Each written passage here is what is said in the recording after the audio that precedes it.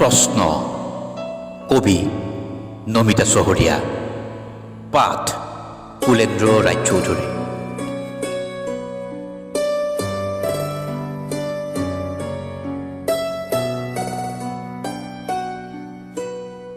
প্ৰাৰ্থনাৰ আয়ুস টুটি আহিছে, ঈশ্বৰৰ ঘৰৰ বাট কেনি থাকেনে ঈশ্বৰ তাত।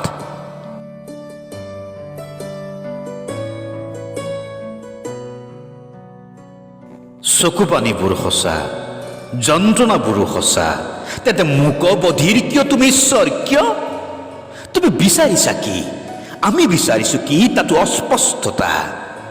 যদি জীৱনেই দিছা অন্তহীন প্ৰশ্নবোৰ কিয় কিয় কিয়? উত্তৰবিহীন তুমি নিৰ্বাক নিথৰ, কি সুখী কৰে তোমাক? যাৰ বাবে ৰচিছা মায়াৰ নাটঘৰ।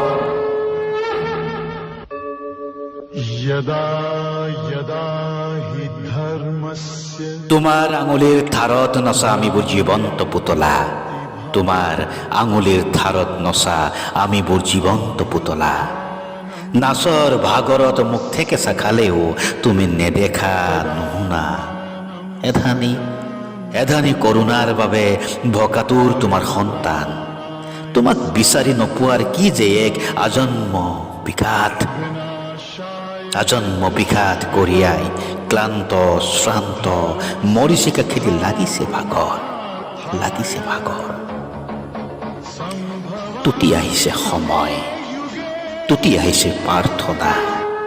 তোমাৰ হৃদয়ৰ বাট কেনি ঈশ্বৰ, বাট কেনি?